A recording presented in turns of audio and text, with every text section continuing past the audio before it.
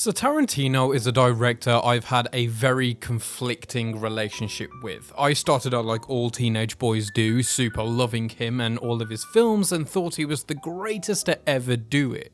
But since then, I've grown less in love with him and more in love with those he, let's say, is influenced by. I found other directors who I enjoyed more among his peers, and though I believe Tarantino is a very efficient director, very talented and distinct, he's not always my flavour, and thus my ranking of his films doesn't exactly align with the average Tarantino list, but that's why we're here. So we're gonna go from 10 to 1, yes I said 10 because I'm counting both Kill Bill separately, and full disclosure, there may be spoilers involved for any of these movies, so be cautioned now.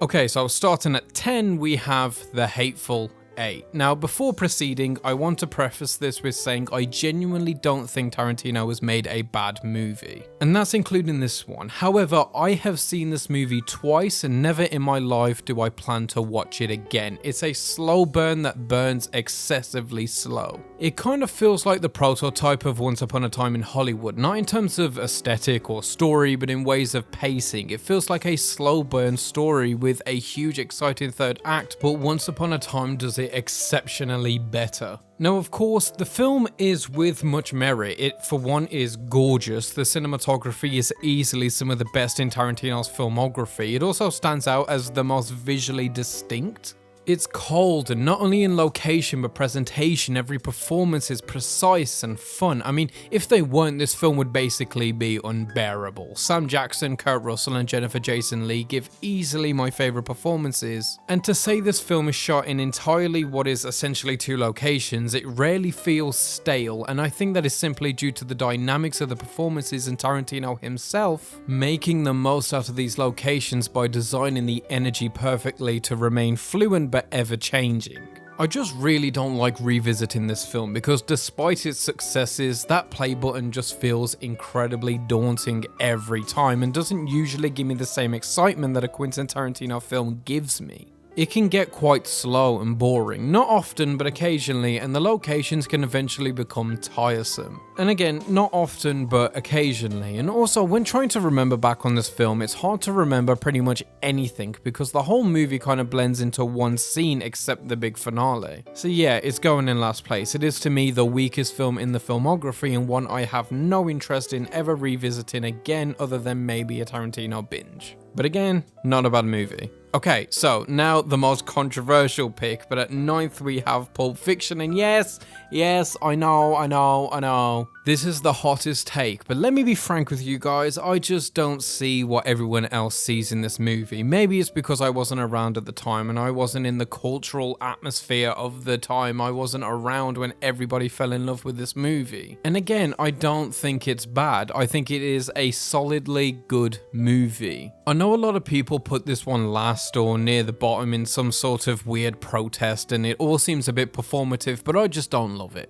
I feel like the movie is struggling with the concept of substance. It's perfectly executed, but in ways of things to stew on and process afterwards, there's not much at all. Which by all means isn't exactly a bad thing. Art doesn't have to be thought-provoking on purpose, but for me personally, I like to think about movies, process them, revisit them in my mind, and once this film is over, the experience is also over. I mean, the one storyline in this that I think has great potential is the concept of divine intervention and the entire arc that Jules is going through, but that arc isn't fully explored enough because the film spends so long messing around and trying to be cool that it forgets to invest in its characters. Yes, the film is quotable, yes, the film is told out of order and pulls it off whilst weaving three seemingly unconnected stories together. It's very impressive on a technical level, but my god, do I not actually care about any of these characters. When Vincent gets shot and killed, I don't feel anything, and to say that happens to one of our primary protagonists, that's kind of a problem for me. I also feel little to nothing for Butch's entire character and story. I also think it's weird that Tarantino gave himself an odd excuse to say the N-word, but I will admit the film is efficient. To say it's 2.5 hours, it breezes by. It's pretty fun. The performances are top-notch. Sam Jackson and John Travolta have a magnetic chemistry. The diner stuff is intense and brilliantly played out. Christopher Walken's scene is genuinely hilarious, and the film could definitely afford to be much worse, which luckily it isn't. It just isn't massively for me. Oh, and Uma Thurman is obviously iconic in it. Moving on to number 8, we have Kill Bill Volume 2. Which is Tarantino's first real attempt at like a Western homage in my opinion, and he absolutely crushes that. The samurai Western shtick has been done strangely a lot, and I think Tarantino does it the best, and this film has crazy highs. The buried alive sequence, the whole fight in the trailer, and most importantly, the final fight between the bride and Bill. But the problem with this is that it's just inferior in every single way to the first film. The choreography is less snappy, the set pieces are less exciting, the cinematography is less beautiful, the finale is less dramatic, the exchanges are less interesting, and this film includes the BS spiel that Bill gives about Superman, which is a horrific misreading of the character and offends me personally. The only thing I think this film has over the first is the emotional core. I think the reuniting of Beatrix and her child is genuinely moving and contains some of the stuff that is often left out of Tarantino films, which is genuine substance. This conflict within Beatrice about Bill, which her entire mission has been to kill, becoming ever more complicated upon the realization that their child lives and he still in a way loves her. It's some of the most compelling stuff Tarantino has ever penned. Even the eventual conclusion leaves the conflict kind of unresolved. There's this feeling of emotional open-endedness. There's definitely an aftershock to the earthquake, and that emotional resonance is appreciated because, like I was missing in Pulp Fiction, it gives me something to chew on afterwards. So though I think the pacing is a bit rough and is in general an inferior second part in the duology, it's pretty great. The only reason I'm counting this and the first as two separate parts is because of the difference in quality I feel is between them. If they were roughly the same or were generally back to back in the list or one spot away, I wouldn't bother, but I do think the first is quite a bit better, so I have to separate them. Then we have Death Proof at number 7, which is unusually high for most rankings, and I think is going to get me in just as much hot water as the Pulp Fiction placing, but I really do love this film. The critique I see mostly about this film is that it's boring or the pacing is atrocious, but honestly, I didn't actually find it that boring. The dialogue isn't as snappy as usual with Tarantino, but I think all the actors understood the material very well and executed it exactly how it was meant to be done, which was to be akin to those early Grindhouse era cinematic experiences. It's very pulpy and schlocky, and I really enjoyed that about it. It's Tarantino actually trying something different, taking a risk, and I don't think it's a masterpiece by any stretch, but it succeeds at what it's aiming to achieve pretty well. There is this corny filter throughout, which I'm not a massive fan of. It might have looked realistic back when it was made, but it does look like a pretty slapped on layer these days rather than an actual cheap reel of film being projected. I also hate the Tarantino cameo / character in this one, who just really feels obnoxious and forced in there, but luckily the rest of the cast carries. Especially Kurt Russell, who's charmingly terrifying. He looks like he's having so much fun with this, and so does everyone, which is exactly what should be felt from the performances. I love the whole concept and how much of it is an ode to stunt people, which Tarantino clearly has a love for and huge respect for, and I can appreciate that. Especially with him casting Zoe Bell, who was the stunt double for Uma Thurman in Kill Bill. It's just a nice little touch. I also love the practical effects, which are all really grisly and far better than they needed to be for this type of film. And that combined with the general vibe and energy of this film, it's the closest to horror QT ever got. So yeah, I think it's a super underrated installment in his filmography, and I love it a lot, so it's going at number 7. And before we get to our top 5, we have to go to our 6th place, which is Inglourious Basterds, which I honestly have the least to say about. Like, I know this is very much up there for other people, and I understand why completely. I just fail to articulate what makes it zing for me specifically. Of course, Christoph Waltz's character is entirely buzzing with charisma and menace. The script is one of the tightest Tarantino has ever penned, and Hans Landa is by very far the best antagonist in the director's canon. It's big, it's flashy, it's a perfectly executed popcorn flick that I struggle to find many overbearing faults with, beyond I just enjoy the next films a bit more. It does stand quite individual among the filmography in the sense that the majority of it is spoken in French and German, so for Tarantino to make a mostly subtitled film that accessible and well known is a pretty great achievement that he should be proud of. Oh, and in typical Tarantino fashion, the third act is incredible. Then entering our top 5 we have Once Upon a Time in Hollywood, which I think is the most debated Tarantino film there is. Some people adore it, some people think it's his worst. I lean more towards the former. I love the idea of Tarantino just taking it easy and writing his own self-indulgent love letter to the art form he so clearly lives and breathes. And though yes, it can be at times too self-indulgent, I just like it when a director knows they're good and they're just simply demonstrating that. Plus, this film has more than anything, substance. Yes, I'm going to continue using that buzzword. Because like I said, this film is a love letter, and the fact that Tarantino is so emotionally invested in this film by default means he's putting a lot of his emotions about film and the events surrounding the film into the work. He created some brilliant characters here too, especially with Rick Dalton, who blends into reality incredibly well. Also, the idea to not entirely fictionalize the film, base it in some real events with real people and mold your original ideas around them was a beautiful decision. As is with the Manson family in The Tragedy of Sharon Tate, who is wonderfully portrayed by Margot Robbie, I might add, one of her greatest roles to date, easily my favourite. I think Tarantino also visits the most genres in this film. I mean, he very nearly delves into straight up horror. He absolutely has some horror sensibilities when dealing with the Manson family and their ranch. There's a third act that shocks everything to life for one last bonfire. It's great and I love it. My only issue being the whole Bruce Lee thing, which everybody is aware of, and I'm tired of Tarantino fanboys justifying it, but it's whatever, I don't care.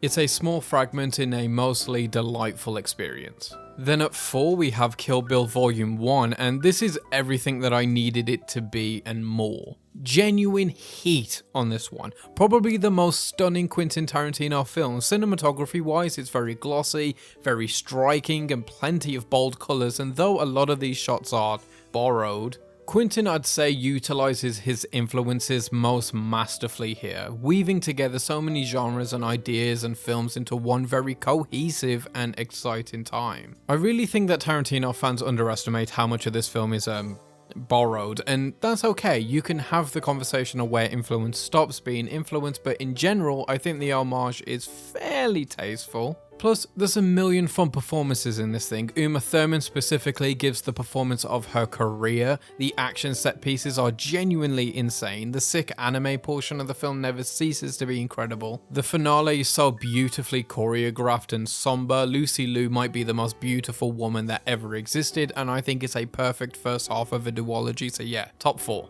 But in our top 3, we have another controversial pick, but we have Jackie Brown, Tarantino's most mature film. There's little to no action, the dialogue isn't heavily conversational, the characters aren't perfect designs, and is nowhere near as narratively complex or aesthetically impressive as its peers like Pulp Fiction, Kill Bill, or even Reservoir Dogs. But the film is just so charming. It's the one film in the filmography that doesn't explicitly feel like a Tarantino film, and I honestly think it benefits from that a lot. It's very relaxed, and the characters, as I mentioned, are not perfectly designed, meaning that they have faults and are undeniably human, like Ordell. Unlike other Tarantino villains or antagonists, he isn't a mustache-twirling, monologue-droning, exceptionally smart or wealthy guy. He's just kind of an evil dude with no real power other than sheer determination and ego. Our lead in Jackie Brown herself isn't even exactly heroic or anything. She's very morally grey and struggles a lot with her journey to self-possession. And her relationship to Max Cherry is very endearing. They have a connection of some sort, and whether it's platonic or more isn't explored too much because this film isn't fantastical. It's trying to be as grounded as it can be, which isn't a lot, but it comes close, and in real life you do come across people that you have relationships with that have infinite potential but never end up going anywhere because that's just how it panned out. Also, this film has De Niro smoking weed for most of the runtime, which is pretty sick, and Michael Keaton having a lot of fun playing this little weasel cop guy. The music selection is excellent, full of 70s soul, which is my favourite genre, and though not as explicitly exciting as Tarantino's other films, it is running on absolute vibes, which I can respect. Then at our penultimate spot we have Django Unchained. I think easily the most violent, most viscerally fun and unhinged Tarantino movie. It has so much heart, and I think I've rewatched this one more than any other film on this list, from Christoph Waltz giving what is probably my favourite performance from him, to Leonardo DiCaprio in his most villainous role, to Sam Jackson giving an Oscar-worthy performance, and of course Jamie Foxx once again proving he's one of the most talented and underappreciated actors of his generation. He goes to every single emotion on the spectrum, and I think there are very few things as satisfying as watching a straight up slave revenge story that has a romantic undertone running through its veins. It's so whimsical and expertly shows off how effective and fresh the Western genre can be. This is a great example of a contemporary take on a fairly forgotten genre, and that's something Tarantino is actually quite great at. His greatest skill as a director, in my opinion, is being able to take his influences and remix them into contemporary takes on those concepts and ideas. He did it with blaxploitation and Jackie Brown, wuxia and kung fu movies with Kill Bill, grindhouse cinema in Death Proof, and yeah, he's just pretty great at that, admittedly. I don't have much to say about Django Unchained otherwise. I think it, everyone knows why it's so great, and I don't think many would disagree with this placement too much, so yeah. But it just can't be number one because that place belongs to Reservoir Dogs, which is also going to be a controversial choice for number one, but I absolutely love this film. It's Tarantino's debut, and I think the benefit of that is how much you can just see his raw passion for filmmaking in this one. It is nowhere near as polished as his later work would be, even his follow-up in Pulp Fiction, but I love the ruggedness of this one. It's like Tarantino before he became self-indulgent, before he became obsessed with being perfect and polished. People love to say that his dialogue feels so natural and his characters talk like real people, but if I'm being honest, I have almost never felt that way. Especially in Pulp Fiction where people say it the most, and I think people say it because the characters often talk about things that aren't related to the plot, which isn't how that works, but I think that sentiment absolutely applies to Reservoir Dogs. The diner scene feels like an actual conversation as well as when the characters are being named. Not only is it hilarious, it feels genuine, almost like improv. I also love that there isn't a clear-cut villain in this film. That isn't that usual for Tarantino. Every character lives by their own morals and codes and all have different motivations and relationships to each other, but nobody is exactly an antagonistic force. The closest you really have is Tim Roth as Mr. Orange, who turns out to be a cop, the mole, but he spends most of the movie dying on the floor and not playing an active part in the present-day narrative, so he doesn't really work or count in that way. Plus, I think this has the best ensemble cast of Tarantino's filmography. I wish he did more work with Steve Buscemi because he's very underrated, and his filmography could very much do with more Tarantino and great writing in it. But yeah, the aesthetic, the rough directing style, the imperfect dialogue, the cast, it's all just perfect. I mean, this film has Tarantino playing a more active role than usual, probably for budgetary reasons, but it's also the least annoying he's ever been in a film in my opinion. I actually quite enjoy his character in this one. Though I will say the N-word usage never felt right and it never will, but otherwise a pretty big banger and mine number one. And that's it. That's every Tarantino film ranked, up until he releases his next and supposedly final film, which I guess I'll add to my letterboxd version of this list when it releases next year, but in my opinion that being his final film is kind of crap. Not in the sense that I wish he would make more, but I think the idea of retiring on a high, retiring before you make a bad movie, is just some real loser stuff. In a world where we have Scorsese contemplating his own mortality in every interview he's ever had in the past 2 years and wishing he could live longer because he has so many stories to tell and not much time anymore, it really puts into perspective how cold Tarantino's art is, or at least how cold his perspective on his art is. My main complaint about Tarantino has always been that he never feels like he's taking any risks. He always seems to play it safe in his wheelhouse, and yes, he goes to so many different genres, but he somehow molds every genre to feel like him. And that's okay if that's what he wants to do. He's an artist, he's entitled to do whatever he wants with his art, but I always just wanted more from him because I think he's capable of more. And this idea of him retiring early in fear of failing also just feels like him not wanting to risk anything. He cares more about his image, his legacy, his perception than creating. He doesn't sound like he wants to be great anymore. He sounds like he wants to be perceived to be great, which isn't how he started. I think his ego has fueled this weird form of insecurity which he masks very well, and it depresses me a little when I see how talented he is and how little he's taken advantage of it. But regardless, I'm sure his next film is going to be great, just like all of his work is, and I'm sure his fans are going to be mad at me about this ranking or what I just said. All of these things are pretty much set in stone. They're all certain possibilities whenever you make a Tarantino ranking or whenever you talk about Tarantino. So let me know what you think. What is your ranking? What do you think about Tarantino retiring early? I really want to know all of this stuff, even if you want to call me a dumbass in the comments, that's fine. That's whatever, that's YouTube. But whether it's one from the most popular directors currently working or not, as always, keep watching movies.